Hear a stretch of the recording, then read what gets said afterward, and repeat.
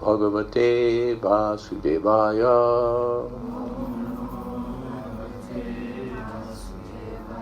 Om Namo Bhagavate Vasudevaya.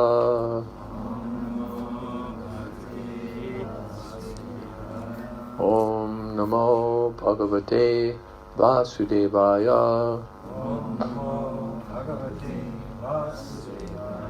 Srimad Bhagavatam 3:9-11.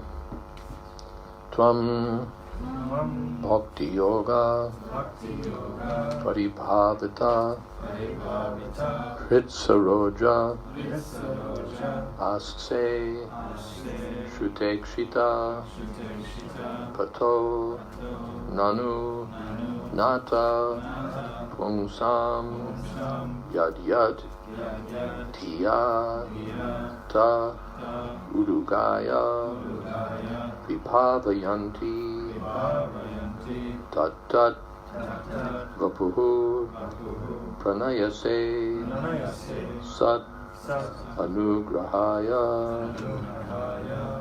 Tvam Bhakti Yoga Paribhavita Hritsaroja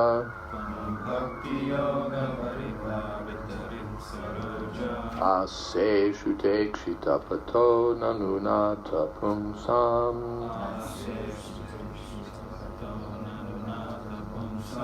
Yad Yad Hiyata Urugaya Vibhavayanti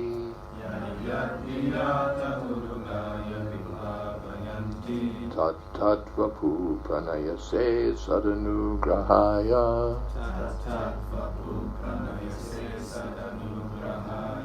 Tvam Bhakti Yoga Paribhavita Hritsaroja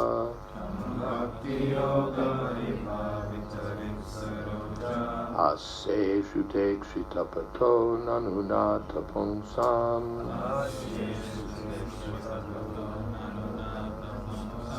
Yad Yad Tiyata Urugaya Vibhavayanti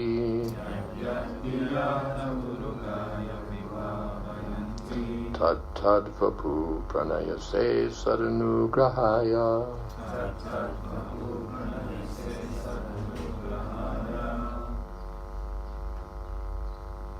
Bhakti Yoga Paribhavita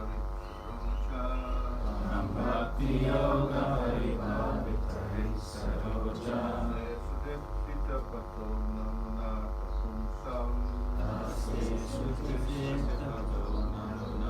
Pumsam Yadyata Udaya Vibhavayanti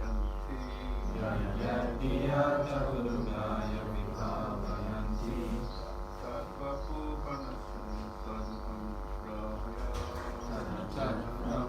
Pranayase Sadanugrahaya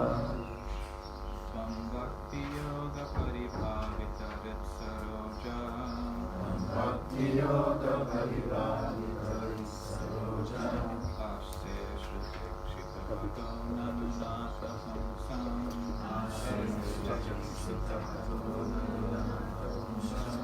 Yad Yad Diyata Urugaya Vibhavayanti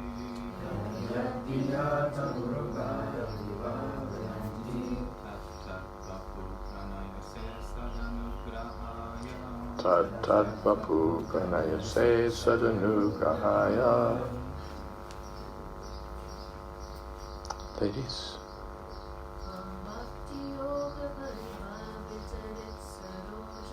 Tvam Bhakti Yoga Paribhavita Hritsaroja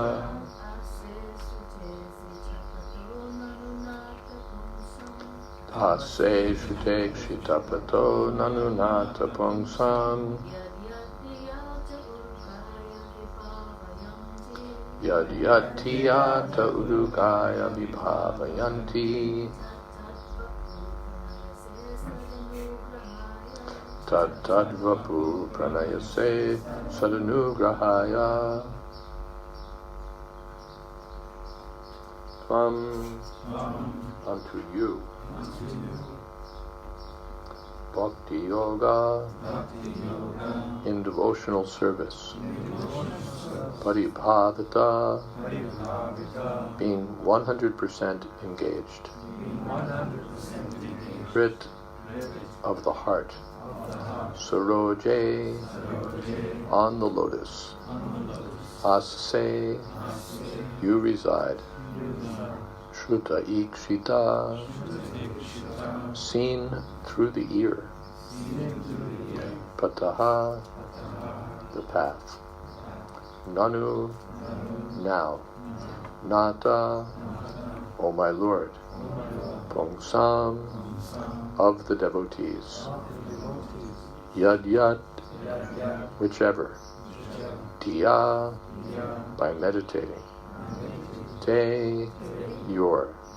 Urugaya, O multi-glorious. Vibhavayanti, they specifically think of. Tat tat, the very same. Vapuhu, transcendental form. Pranayase, do you manifest. Sadanugrahaya, to show your causeless mercy. O my Lord, your devotees can see you through the ears by the process of bona fide hearing, and thus their hearts become cleansed, and you take your seat there.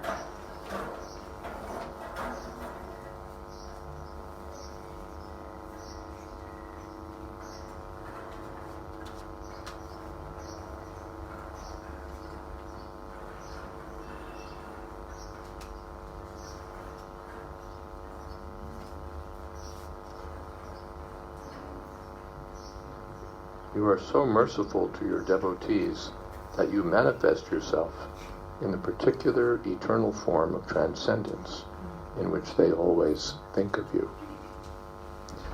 Up for it again, Rukmini.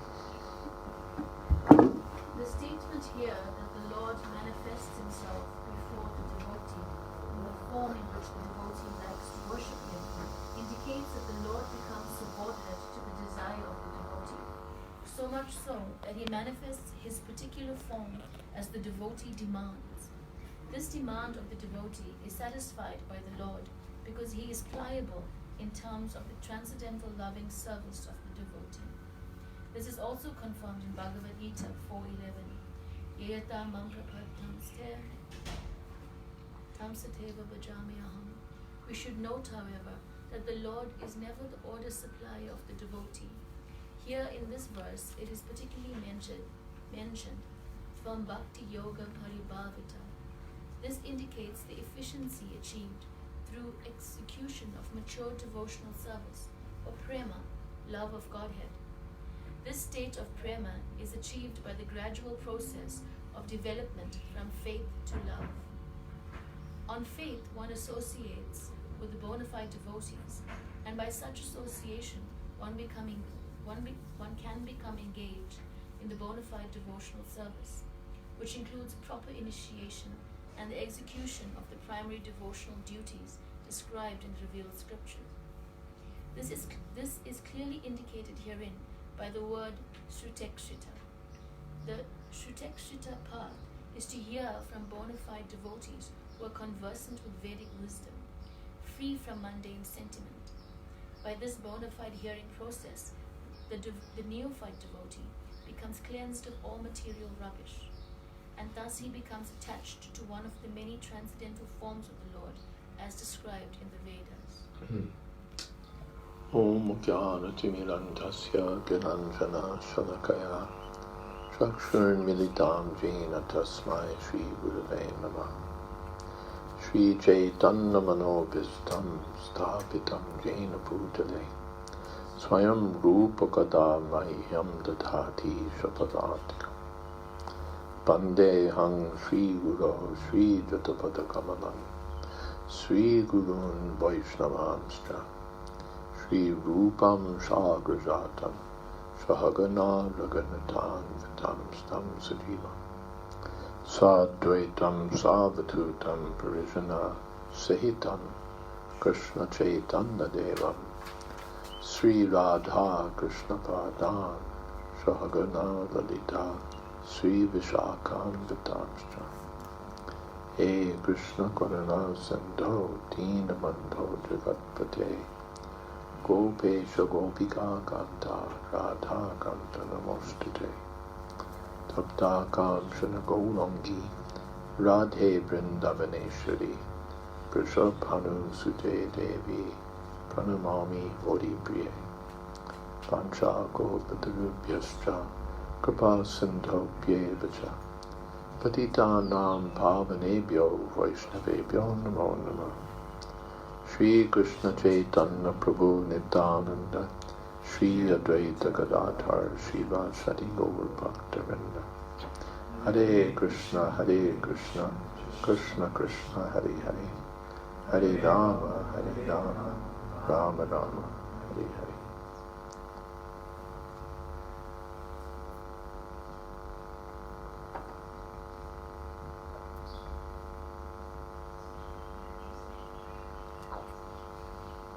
Tvam Bhakti Yoga Paribhavata Ritsaroja Ase Tekshitapato Nanunata Ponsam Yad Yadhiya Ta Urugaya Vibhavayanti Tat Tat Vapu Pranayase Sadanugrahaya.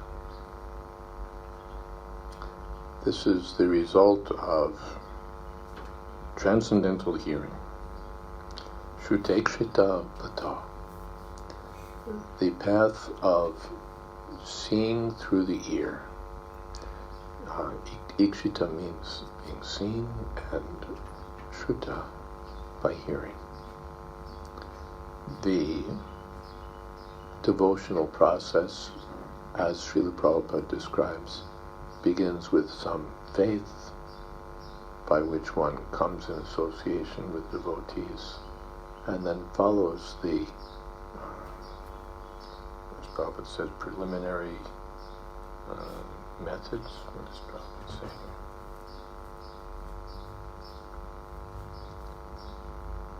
The primary devotional duties, not preliminary, primary devotional duties prescribed in the revealed scriptures under the guidance of the spiritual master.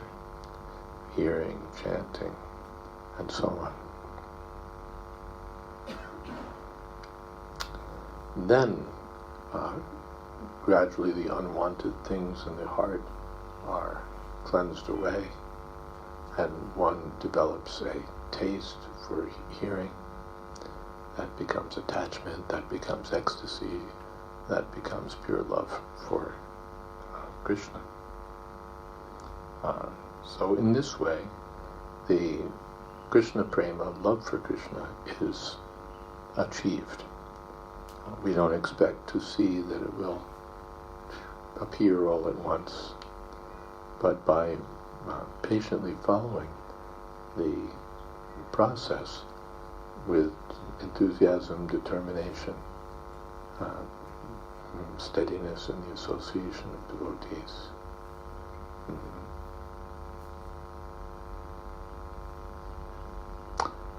One will come to that stage.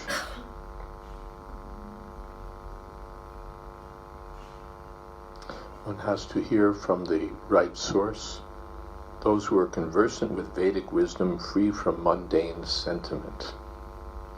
There's a lot of sentimental bhakti katha that goes around, where people express something about love and the heart and feelings and all sorts of, and they want to talk about the heart of the Lord and the heart of the Lord's devotees and a lot of hard stuff. But so often that's tinged or flooded with mundane ideas. I just saw somewhere a wedding invitation, a wedding announcement from devotees showing, such and such and such and such, and then in the below, in the right corner, there was a little picture of Radha and Krishna in a sort of a loving mood. This is really missing the point.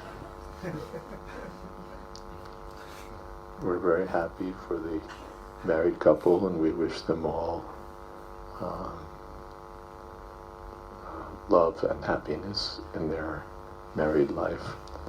But that exchange of love and the dealings of Radha and Krishna are two different things. Completely different. It's like iron and gold. The value is vastly different. So the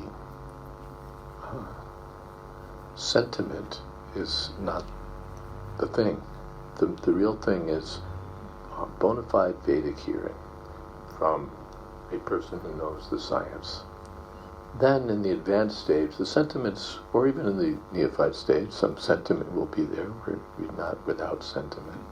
But the sentiment should be based on, or should proceed from, true understanding. Otherwise, the sentiments will be confused, even in a less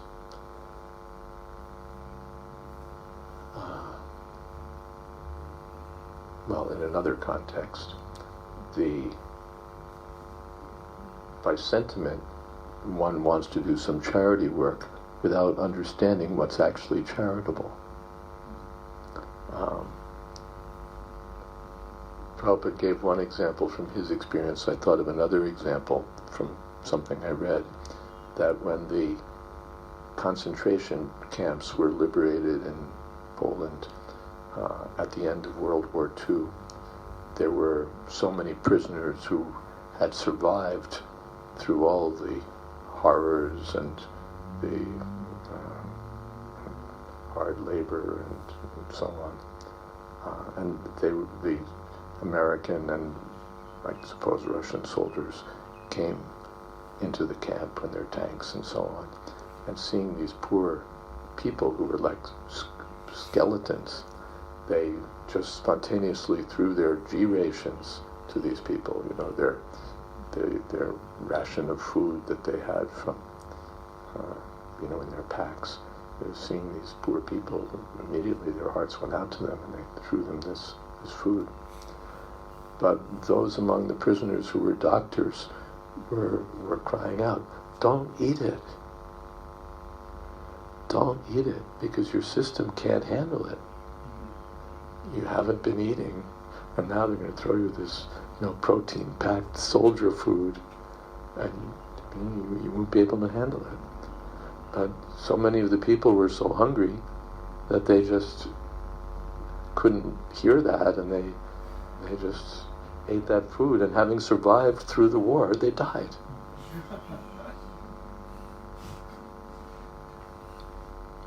So the soldiers were acting out of a kind of natural sentiment and compassion for their fellow human beings, but because they were not acting out of knowledge, they got exactly the opposite result of what they had in mind. Srila Bhaktisiddhanta Saraswati Thakur called this harm-giving kindness. Harm-giving kindness. So one has to act from wisdom, not just from sentiment. If our platform is sentiment only, we won't be properly situated. But when the sentiment proceeds from knowledge, then it has some value and truth to it.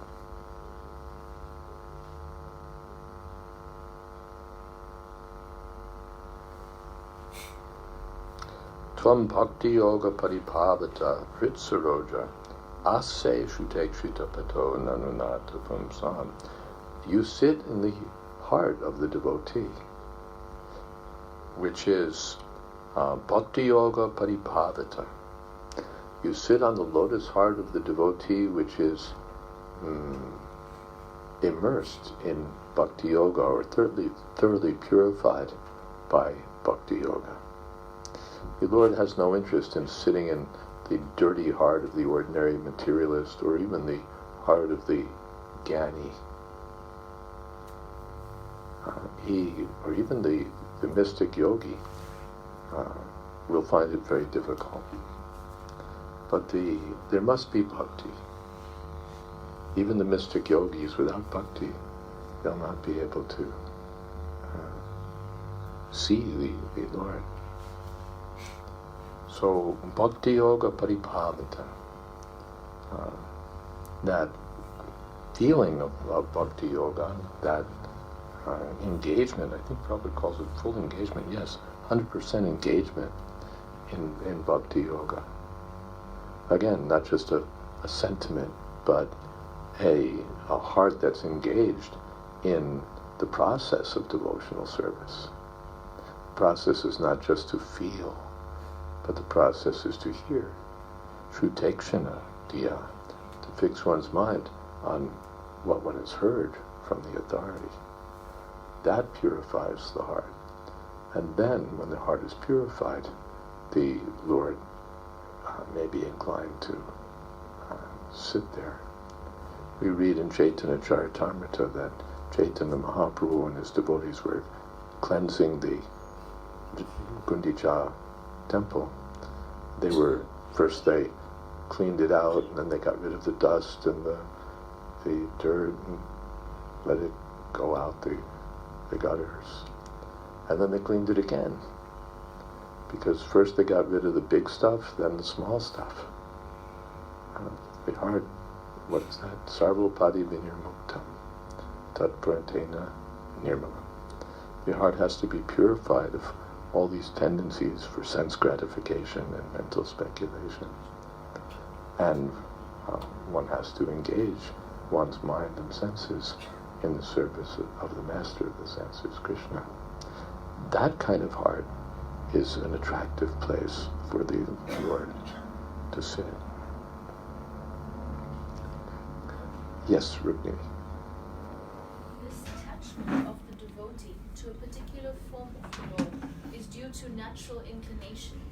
Each and every living entity is originally attached to a particular type of transcendental service because he is eternally the servant of the Lord. Lord Chaitanya says that the living entity is eternally a servitor of the Supreme Personality of Godhead, Shri Krishna. Therefore, every living entity has a particular type of service relationship with the Lord eternally. This particular attachment is invoked by practice of regulative devotional service to the Lord, and thus the devotee becomes attached to the eternal form of the Lord, exactly like one who is already eternally attached. This attachment for a particular form of the Lord is called Swarup Siddhi. The Lord sits on the lotus heart of the devotee in the eternal form of the pure devotee's desires. And thus the Lord does not part from the devotee, as confirmed in the previous verse. The Lord, however, does not disclose himself to a casual, inauthentic worshipper to be exploited.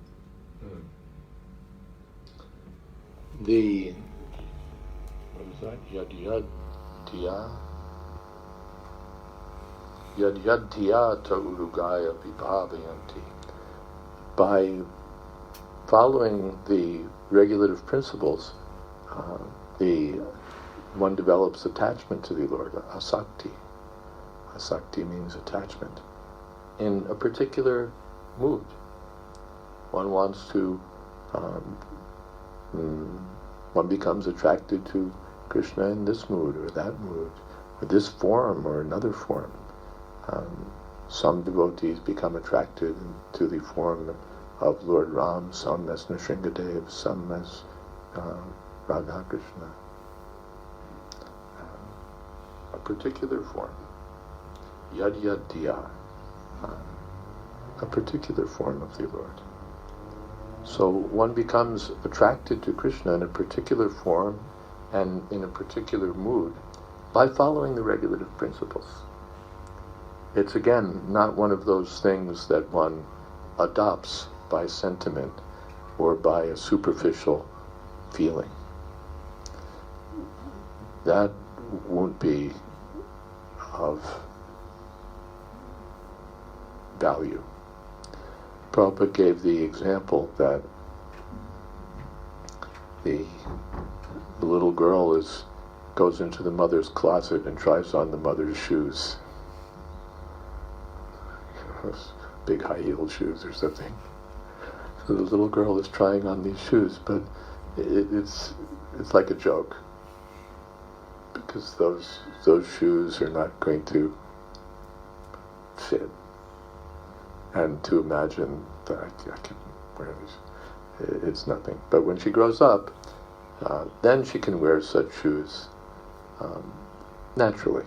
It becomes natural for her to wear, big shoes and whatever kind, attracted to these shoes or attracted to those shoes. But as a little girl, she can't put on those shoes.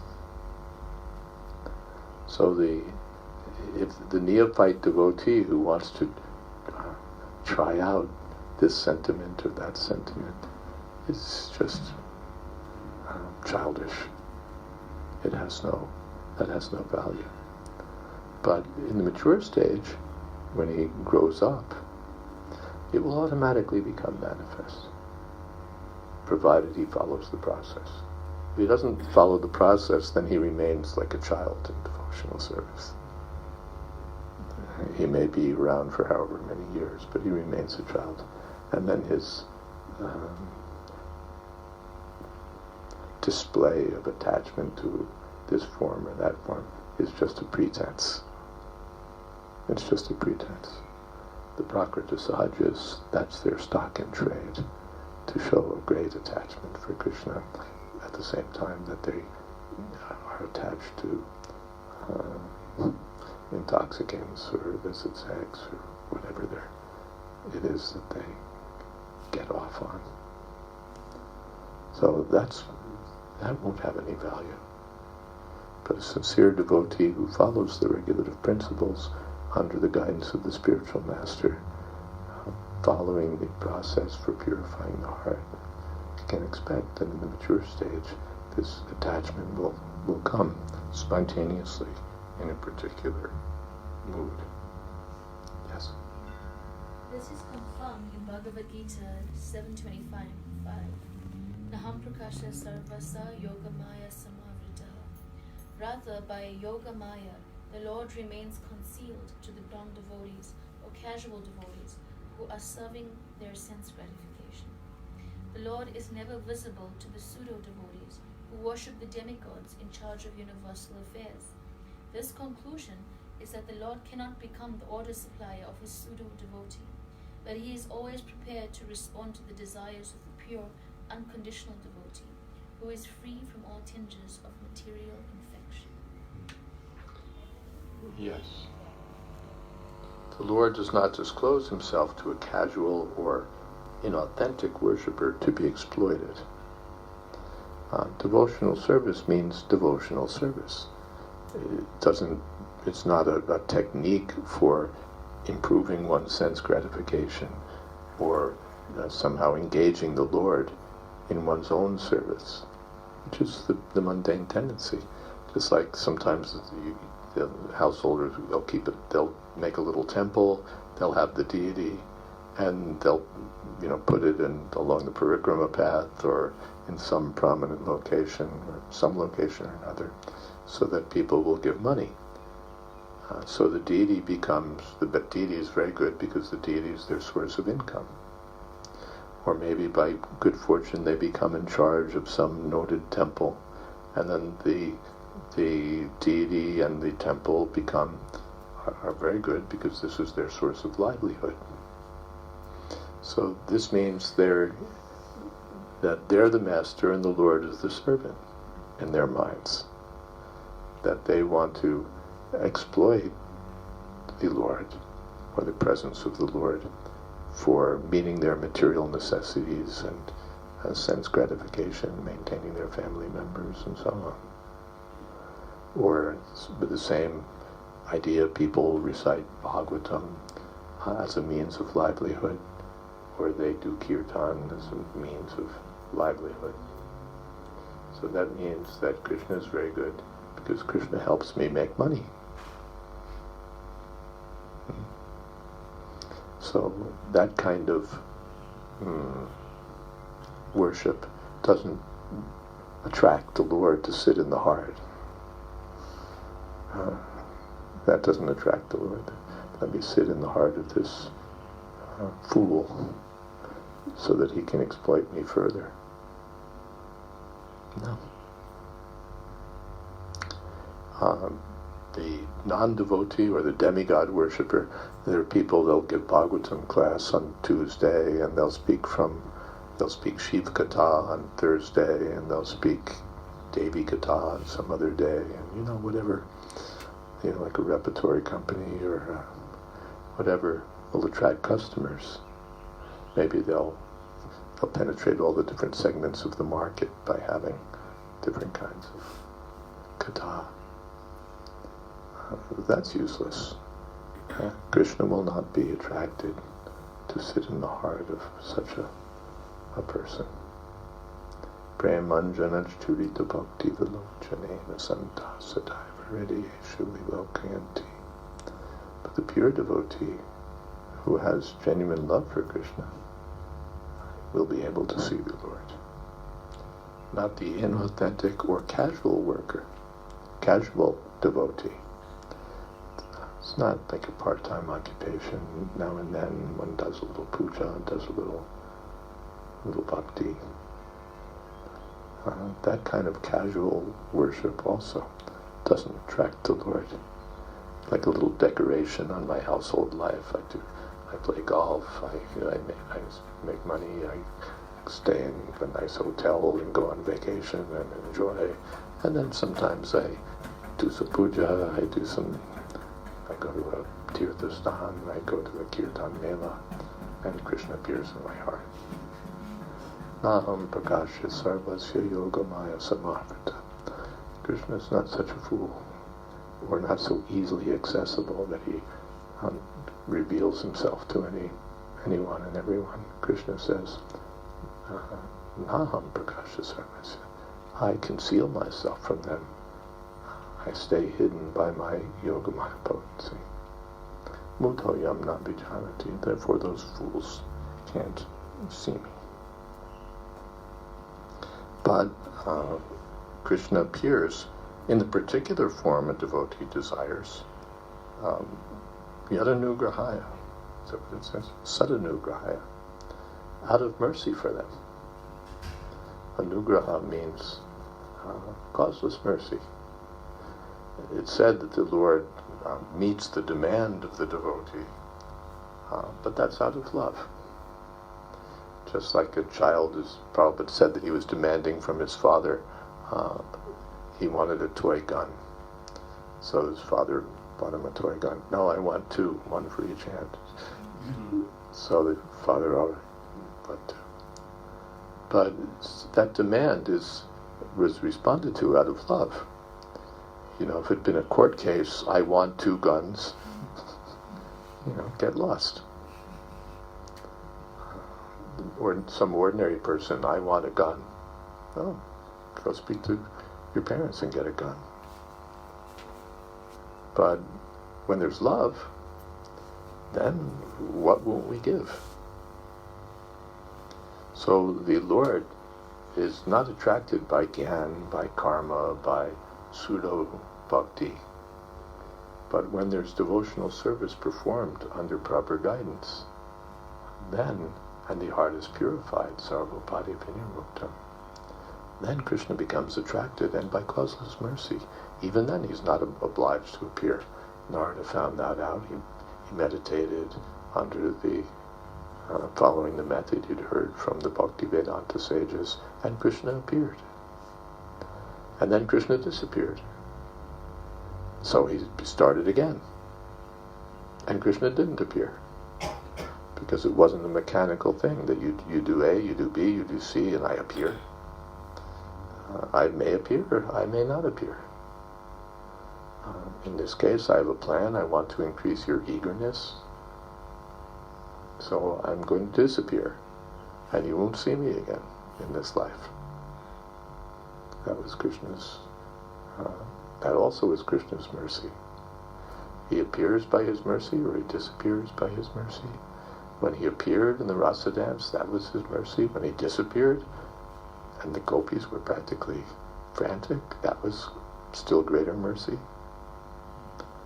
Well, Krishna is not the order supplier of the devotee. The devotee can't demand the way a materialistic person demands. But when the devotee is very eager to see the Lord in a particular way, then Krishna is responsive. Jayadvaita prapadyante. He responds to the love of the devotee. Okay, some questions. Maybe. Hare Krishna Maharaj. Maharaj, if we don't, like, our desire is not to see the Lord but to feel His presence,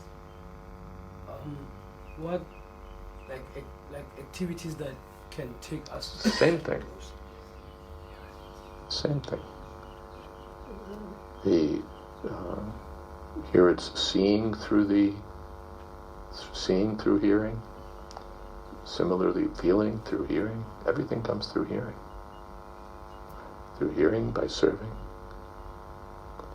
It's not that, yes, we want that feeling. In the beginning, there's no feeling. There's the heart is dry, the heart is stiff. But in the advanced stage, the heart is melting in love for Krishna. But how does it melt? It melts by advancement in devotional service. How does one advance? By hearing, by chanting, by following the orders of the bona fide spiritual master, following the regulative principles, and so on. Yes. Yes. Hare Krishna Maharaj. Is there any hope for the person who receives remuneration for service? Is there any hope for the person who receives Remuneration for service. remuneration? Yeah, there's lots of hope. You can expect to be able to buy a lot of things.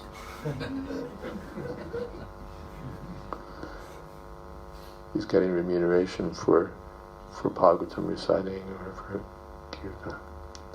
Yeah, as long as he's thinking that this is very good business, then that's what he'll get.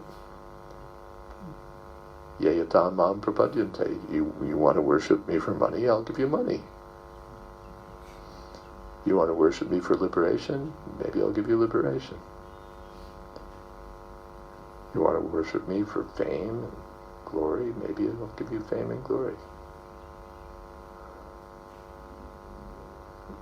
Or you want to worship me out of pure service attitude, then I'll reciprocate.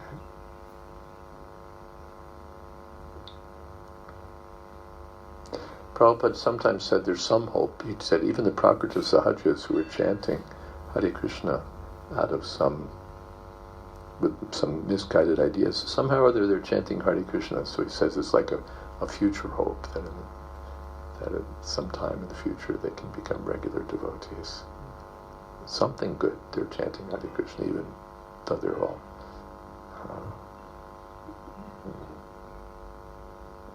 off track as far as the process goes.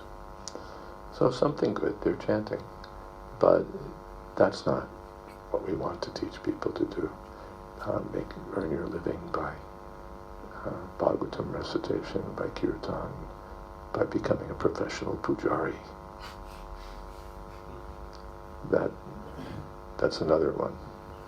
That you come to such and such place, and then you worship the deity, and you'll get paid sufficiently, and then you can go back to Mayapur and build a big house.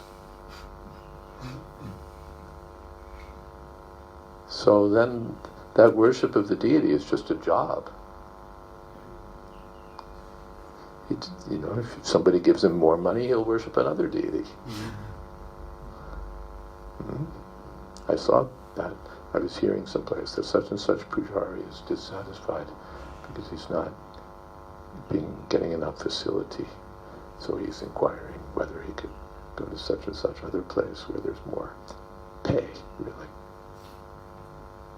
That means he's not devoted to the deity, he's devoted to the payment. So, first of all, what kind of devotion is that? And second of all, what kind of pujari have you hired? What is your standard of deity worship? Yes, we've got 6 Brahmins. One local that volunteers and 5 that we pay. So we've met the standard. We have 6 Brahmins, 8 Brahmins, however many Brahmins, because we pay them, because we know we have to meet the standard. There's a standard, you have to have this many Brahmins. So, all right, we'll pay and get enough Brahmins, and then we can install the deity. But that's not the idea. 6 Brahmins or 8 Brahmins means Brahmins who actually want to serve the Lord, not people who are just looking for an engagement by which they can finance their palace or home for their family. And they're professional pujaris, professional Bhagavatam reciters, professional pujaris, professional kirtan singers, professional.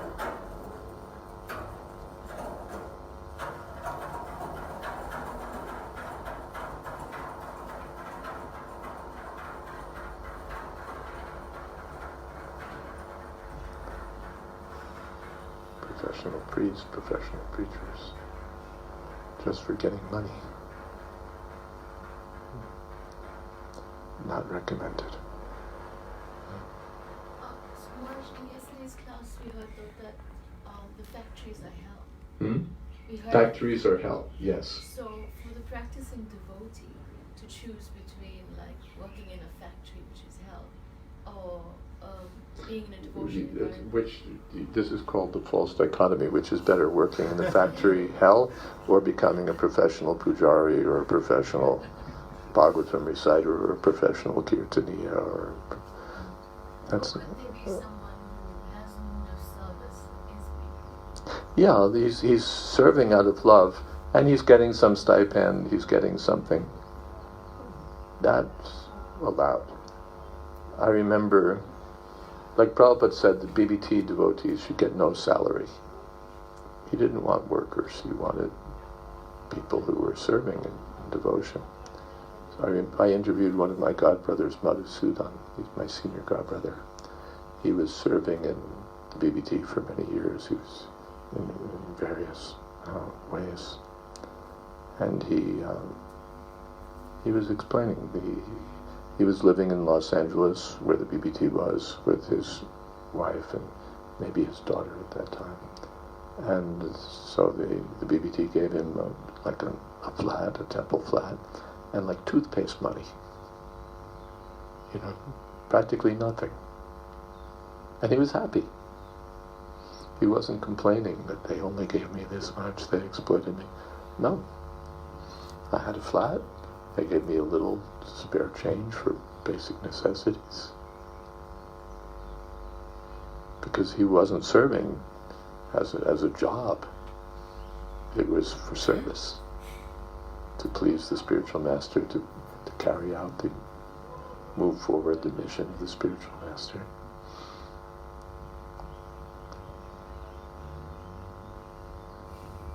Everyone's getting the brahmacharis also. You get a place to sleep. You get some food.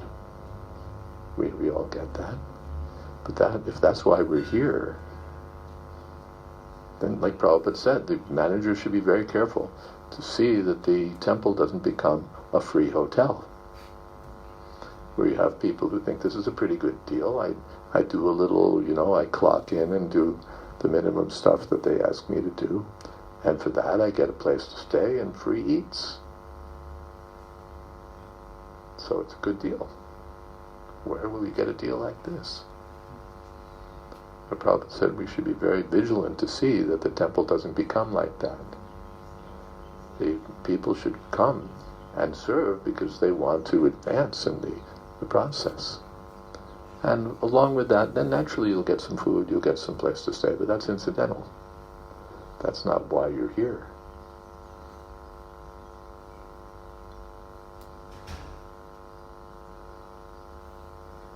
Not that if the Christians give me a place to stay, well then maybe if it's a better place I'll become a Christian. It's not for the place.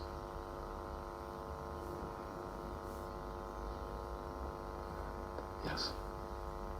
Maharaj, this point about remunerating devotees like a stipend, sometimes we hear the argument that if you really want to push on the movement in a very strategic, efficient, optimal way, you need to pay people good money to get the job done. Yeah, I understand that. There's in a bit of sociology of religion that I was reading, this is described as one of the dilemmas of a post-charismatic religious movement. In the beginning, everybody just wants to serve, ready to give their life for the cause, and they won't look back and say, or look this way or that way and say, what about money, what about this, what about that? They just give service. And then at another stage, when people are not so spontaneously inspired, then what's the pension plan, and what about this and what about that, and all material considerations, and what's the package we see on Dandavats, that they're like packages advertised. We're looking for a pujari, we're looking for a cook, we're looking for this, and we have a good package to offer you. So it's a dilemma, because on the one side it's hard to come by steady volunteers who are ready to work dependently. And on the other side, you're getting steady, dependable work, but only for a paycheck. And if you want more, well, then you have to pay more. If you want an extra hour out of me, well, that's, another however many rand. Because, look at the contract. We have an understanding. So it is a dilemma, because we'd like to push on with steady, highly qualified people, but steady, highly qualified people usually go seek steady, highly remunerated employment. So that dilemma is there, and the managers will have to deal with it. But Srila Prabhupada, we saw, was not very keen on salaries and all of that.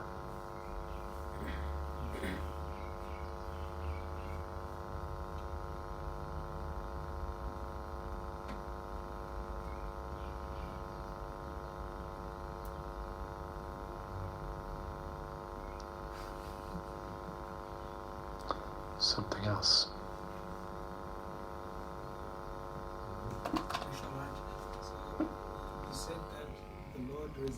Also, just when I'm thinking of it, the householders who are working very hard and giving a portion of their income for the temple, then may become resentful, seeing that there are these other people who are not working very hard at all. They get to stay in the temple all the time and do, bhajan, and basically do puja and all this nice devotee stuff, and at my expense. So I'm working in the factory so that they can have a nice life in the temple. That becomes a problem.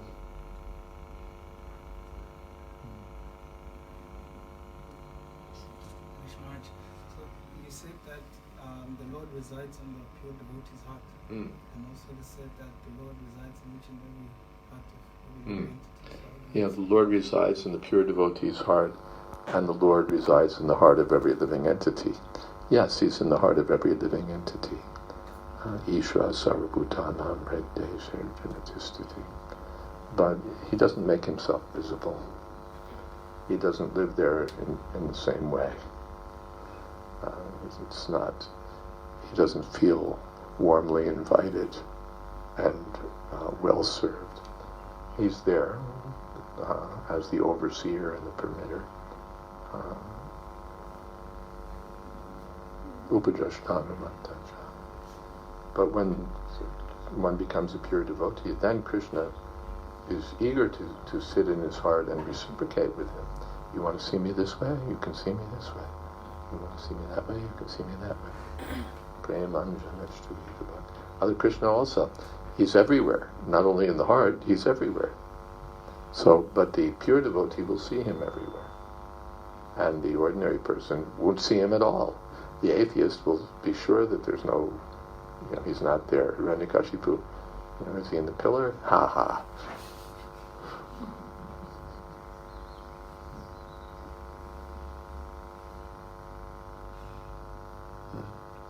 Something else?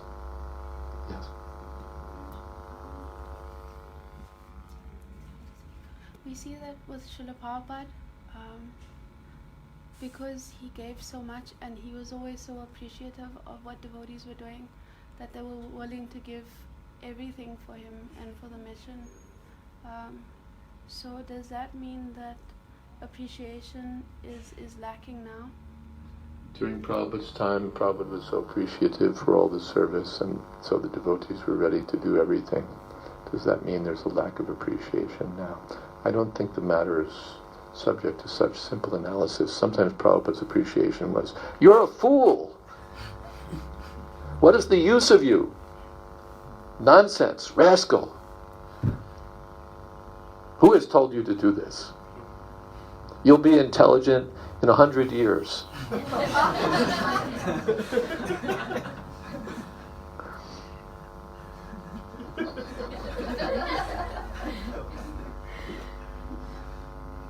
It wasn't always, "Oh, you're so nice," and no. Sometimes Prabhupada would express gratitude, appreciation. Sometimes, "What a rascal you are, what a fool, what a nonsense."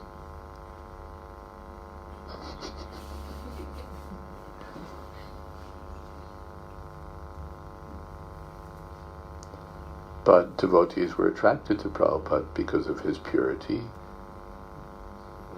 because of his dedication, because of his example, because of his teachings. It wasn't just because he was always nice and like a kindly grandfather that patted all the little grandchildren on the head. Not at all.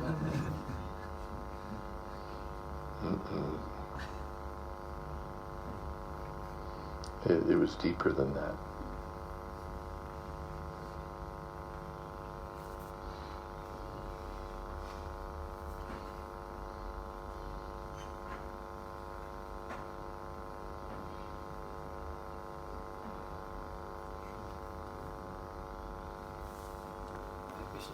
Maharaj, you said if like devotees, actually devotees can be attracted to different forms of the Lord. And in a neophyte stage, I think, as you said, it's not really that.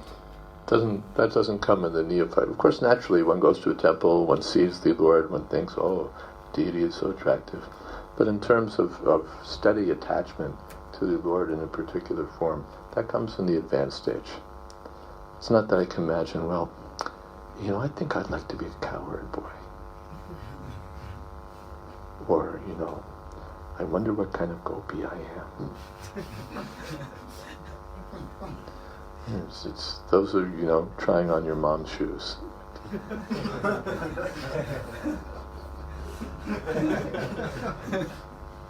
Or your dad's shoes. It doesn't have any substantial meaning. Of course, we hear, naturally we can taste all of the subject matters and think this is so nice, this is so attractive, but this attachment to Krishna in a particular form is different. That comes at a higher stage of devotional service. Otherwise, we're still on the mental platform. We're still attracted by sense gratification. And, at the same time, we're sort of kind of want to flatter ourselves that we're attached to Krishna as a cowherd boy, or as a gopi, or as, something else.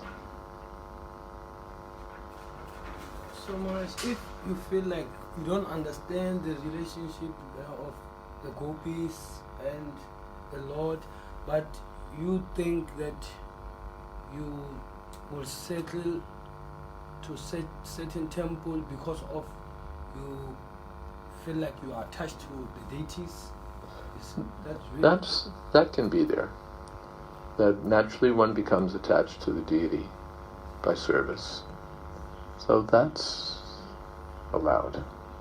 That's good. That one feels that, yes, I could move to another temple, but I'm attached to serving this deity. That's very good. That's very good.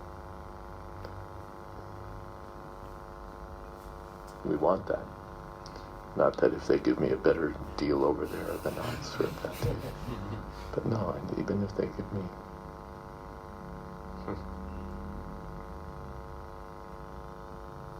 Sometimes people behave really badly, but we see that they're very attached to a particular deity. So we have to appreciate that. Of course, that's sometimes described as the mentality of the neophyte. He's attracted to the deity, but he's not attracted to serving the other devotees. He doesn't know how to behave with them. But he's attached to the deity. That's counted. He's a devotee. Yes. I just see that you said that first comes faith, which is adosha. And then after that we talk about hearing. So, and then we see the ninth offense to preach to the faithless person. So when we come across a person who's new or is faithless, what should be the focus? Should it be on helping the person to build some faith? Or should it be on that? we try to serve the people who come. It's not that you have to meditate. How do I increase his faith? But we know what we're supposed to do. We give him some spiritual instruction, some literature, some prasadam, some friendship or kindness. It's an invitation to come back. So these things naturally build faith. Faith is part of the process. He has some faith, now he wants to associate with the devotees. Good. We want to increase that desire. So the devotees, you've come to associate with the devotees, now the devotees will be reluctant to let you go. You'll hear from them again, are you coming? Are you coming? We missed you. So that he'll associate with the devotees more. And then he'll hear, and he'll get an opportunity to serve, to clean something, to fix something in different ways. Just like our Jayananda Prabhu was engaging people to build the Rath cart. You know anything about, how to hit a nail? Yeah. So, it wasn't exactly like a faith-building exercise. At the end, the person says, I feel Krishna in my heart. But he was engaged. His devotional life had begun because he was doing service. So someone's more engageable by service, someone's more engaged by philosophy, someone's more engaged by prasadam, someone's more engaged by kirtan. Someone's, just likes the association of these wonderful people. So somehow or other, however he's attracted, we give him the opportunity to continue. Yes? Can you refer to the holy name Avatar as a sonic deity? Can you just refer to theism? No, as a sonic deity. Sonic deity. Yeah. So not Prabhupada's usual terminology, but it's comprehensible. It's the Lord in the form of sound. So the Lord is the deity, and form of sound is sonic. So I don't see a problem with that. It's a creative use of language, but again, it's the same idea. I think one of my godbrothers wrote a book on sonic theism. So, same idea. It's devotional service through sound.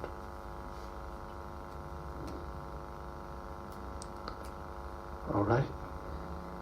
Hare Krishna, all glories to Srila Prabhupada.